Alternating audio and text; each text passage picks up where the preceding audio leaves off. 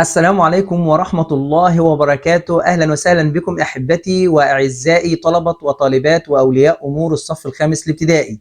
مستر جودة معاكم من قناتكم جودة عودة، ويسعدني النهاردة أن أنا أقدم لكم فيديو جديد من فيديوهاتنا. فيديو النهاردة أحبتي هو فيديو هام للصف الخامس الابتدائي، هو عبارة عن امتحان نموذجي على الترم الثاني، امتحان كامل على المنهج كاملا مطابق لأحدث المواصفات، هنحله مع بعض على الترم الثاني. وهسيب لكم اسفل الفيديو جميع فيديوهات الصف الخامس الابتدائي اللي حابب ان هو يطلع عليها، وهتلاقوها في صندوق الوصف اسفل الفيديو. وبفكركم ان انتوا تفضلوا معانا لنهايه الفيديو علشان تستفيدوا اقصى استفاده من الاسئله اللي هنحلها مع بعض. ولو دي اول زياره لكم للقناه، سبسكرايب او اشتراك بالقناه مع تفعيل زر الجرس على الاول، ولايك وشير للفيديو، دعم لينا ودعم للقناه احبتي. وما تنسوش أحبتي تطلعوا على الميزة الجديدة للقناة، وهي ميزة الانتساب للقناة. وعشان تعرفوا المزيد عن الميزة دي اضغطوا على زر الانضمام أو الانتساب أو جوين الموجود جنب زر الاشتراك، وهناك هتتعرفوا على الانتساب وعلى المميزات من الانتساب، زي الانضمام لينا على جروب الواتساب، وكمان في مميزات تانية كتير. وفي نصيحة مني ليكم، عايزين نطبق في امتحاننا النهاردة حاجة اسمها التقييم الذاتي، وهي ان كل واحد فينا يختبر نفسه بنفسه، وتدي لنفسكم درجات في نهاية الاختبار.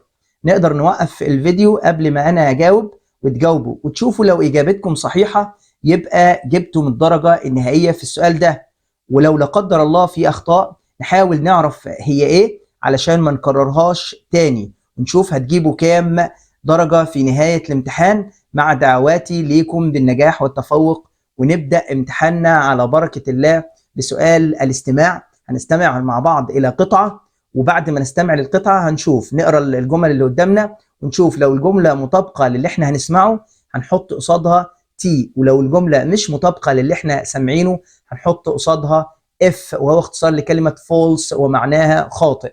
طيب القطعة بتقول ايه؟ القطعة بتقول Last month I had a wonderful day out with my family. I went to the new wildlife park. It was awesome. I could see lions through the trees.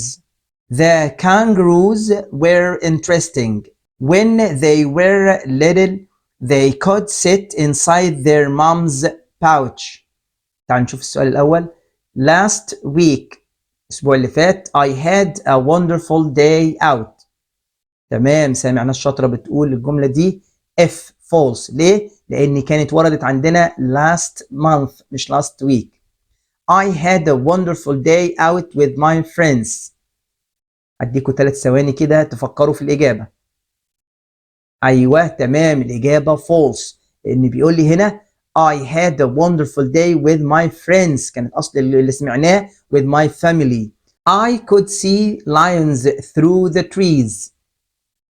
أيوه تمام، الجملة دي true، أنا استطعت أن أرى اللايونز عبر الأشجار. السؤال الثاني هو سؤال استماع برضو، هنستمع لقطعة ونكمل الفراغات بناء على اللي هنسمعه. قطعة بتقول My name is Layla. I am in Aswan now. I arrived with my family last Sunday. We took a train from Cairo. There is so much to see here. We visited some museums and the temples. We had an amazing tour of famous places. We went to the market.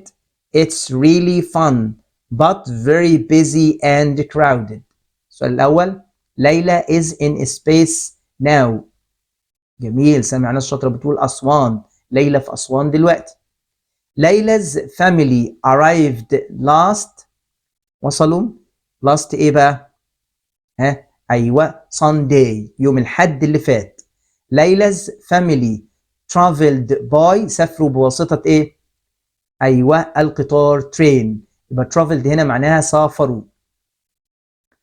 السؤال الثالث عندنا هو سؤال اختيار من متعدد. I can speak French space. يلا نفكر كده يا شباب. ايوه تمام، سامع ناس شاطره بتقول رقم سي well. طب ليه ما قلناش God؟ انا استطيع ان اتحدث الفرنسيه جيدا، ليه ما قلناش God؟ لان God هنا صفه، تمام؟ ما ينفعش اجيب صفه هنا لان انا محتاج ظرف اللي هو will. جيدا لو جت ظرف تبقى معناها well مش good معناها جيد صفة.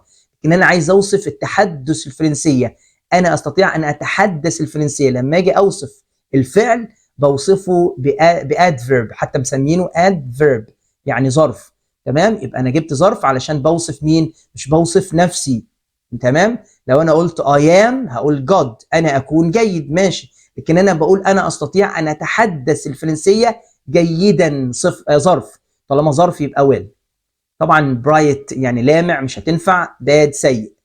Monuments were built to space important people. أيوة bury بمعنى يعني يدفن. built المونيومنتس الآثار بنيت لكي يدفنوا فيها الناس المهمين. celebrate يحتفل، teach يعلم، know يعرف. we need أو you need a space to travel to different countries عشان تسافر إلى دول مختلفة. أيوة تمام، رقم بي إجابة صحيحة. passport اللي هو جواز السفر. space you have a toothache اللي هو ألم أسنان. عايز يقول له هل عندك ألم أسنان؟ أيوة do you have. جميل، كل اللي قال do ممتاز، إجابة ممتازة. طب ليه ما خدناش are you؟ لأن are ما يجيش بعدها الفعل في المصدر have، لكن do هي اللي بيجي بعدها الفعل في المصدر. are ممكن يجي بعدها اسم أو صفة أو فعل، بس لازم الفعل اللي يجي بعدها يكون في الاي ان جي، ما يبقاش في المصدر. الوحيدة اللي بتاخد الفعل في المصدر هي do you have a toothache، لكن does ما تجيش مع you. تمام، ووير اللي هي الماضي من ار، طبعا ماضي من verb to be، برضو نفس اللي قلناه على ار، ان ما يجيش بعدها الا اسم او صفه او verb مضاف له ing. ننتقل الى سؤال التوصيل. What's your favorite؟ نفكر كده، هديكوا ثانيتين ثلاثه كده. ايوه رقم اي unusual animal، ما هو حيوانك المفضل الغريب؟ dinosaurs were. جميل، سامع ناس بتقول رقم ايه، ممتازين. هتبقى dinosaurs were كانوا very big animals حيوانات ضخمة جدا. don't eat لا تأكل. أيوة رقم بي in the library في المكتبة. hieroglyphics اللي هي اللغة الهيروغليفية are. أيوة هتبقى رقم سي ancient Egyptian writing symbols معناها رموز، رموز كتابة للمصريين القدماء. القطعة وعليها بعض الأسئلة، تعالوا نقرأ القطعة، ولو في كلمات جديدة نحاول إن احنا نطلعها على جنب كده ونحفظها. I went with my friend هشام to the theme park. أنا ذهبت مع صديقي هشام إلى مدينة الملاهي. theme park مدينة الملاهي. on vacation في العطلة أو في الأجازة. we went on different rides. احنا ركبنا ألعاب مختلفة. rides هنا معناها ألعاب و different مختلفة. The weather الطقس was nice كان لطيف. We had lunch and ice cream. احنا تناولنا الغداء واكلنا ايس كريم. We took lots of photos. احنا التقطنا العديد من الصور with my phone بالتليفون بتاعي. We had a wonderful time. واحنا قضينا وقت رائع. Then we went home by taxi. ثم عدنا للبيت بالتاكسي at 5 o'clock الساعة 5. They took lots of photos with the writer's space. هم التقطوا العديد من الصور ب ايوه with my phone. هو بيقول اهو اللي كتب الكلام ده writer يعني الكاتب، الكاتب بتاع الكلام ده بيقول احنا التقطنا صور بالتليفون بتاعي، يبقى رقم سي. They went home by ايوه تمام تاكسي، هم رجعوا للبيت اهي home by taxi موجوده هنا. Who did the writer go with at the theme park؟ من الذي ذهب معه الكاتب اللي هو كتب القصة إلى الثيم بارك؟ راح مع مين؟ تعال نشوف كده. I went with my friend هشام. أسئلة سهلة اهي، يبقى with his friend هشام. What could they do at the theme park؟ ماذا استطاعوا أن يفعلوا في الثيم بارك في حديقة الملاهي؟ هم عملوا إيه؟ تعال نشوف كده. أول حاجة عملوها اللي هي إيه؟ They went on different rides. تمام، وبعدين they had lunch and ice cream. ممكن نقول they took lots of photos. دي الحاجات اللي هم عملوها. They went on different rides and they had lunch and ice cream. طبعا ما قلتش التالتة دي، ممكن نقولها نزودها نقول وهم كمان التقطوا صور بالهاتف بتاع صاحبنا اللي هو كتب القصة دي. سؤال الري اوردر من الأسئلة السهلة، بس يا ريت نركز. أول سؤال عندنا أو أول ترتيب عندنا هو خاص بسؤال. ده سؤال، وسؤال بادئ بأداة استفهام. أول ما ألاقي أداة الاستفهام اللي هي هاو أو وات أو وير بدور بعدها على الفعل المساعد أو الناقص. يعني إيه فعل مساعد أو ناقص؟ يعني am أو is أو are أو was أو were أو do أو does أو did أو can أو could أو shall أو should أو will أو would. دي كلها بسميها أفعال ناقصة أو مساعدة. how، يلا سامع ناس بتقول how does. طب وبعد ما أحط الفعل المساعد بحط الفاعل does Faris، وبعدين الفعل الأساسي feel today. ده التكوين بتاع أي سؤال بأداة استفهام في الدنيا. 4 مكونات: how أداة الاستفهام، does الفعل المساعد، Faris الفاعل، feel الفعل الأساسي، والمكمل اللي هو today. why برضو جايب لنا سؤال بأداة استفهام تاني.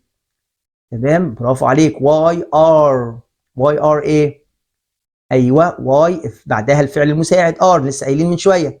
تمام، are الفاعل، trees why are trees important مهمه for animals. خلاص، why are trees لماذا الاشجار مهمه للحيوانات.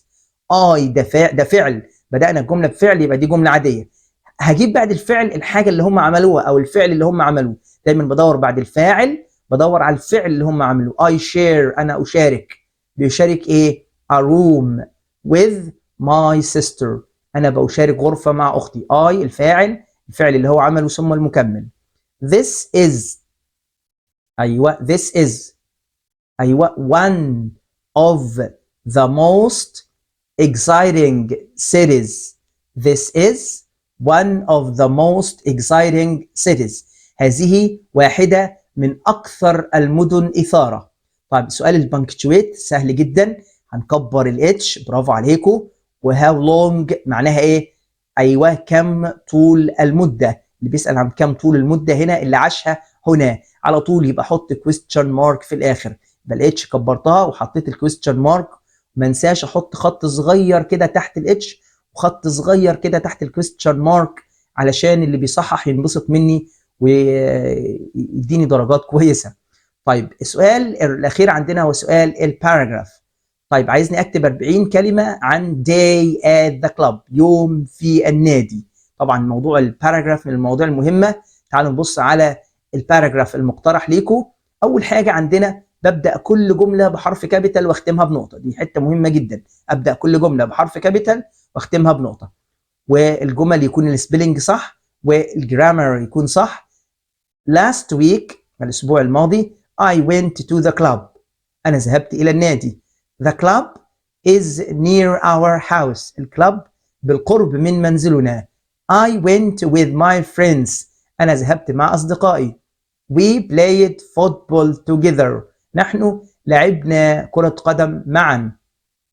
we made 2 teams، احنا عملنا فريقين. our friend عمر fell، صديقنا عمر وقع. and hurt his leg، وعور رجله. our team فريقنا won the match، كسب الماتش.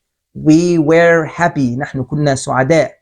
we will go there next week، نحن سوف نذهب إلى هناك الأسبوع القادم. أتمنى أن يكون الامتحان عجبكم أحبتي. ما تنسوش لايك للفيديو، دعم لينا ودعم للقناة. اللايك اللي انت بتحطها بالنسبة لك مش مهمة، ولكن بالنسبة للفيديو وبالنسبة لينا مهمة جدا. بتعرفنا قد ايه انتوا راضيين عن الشغل اللي احنا بنقدمه ليكم. واتمنى لكم النجاح والتفوق احبتي، وانتظرونا في الفيديو القادم باذن الله. هيكون الفيديو رقم 2 على المنهج، امتحان كامل على المنهج رقم 2 من القناة. وحتى حينها اترككم في رعاية الله، والسلام عليكم ورحمة الله وبركاته.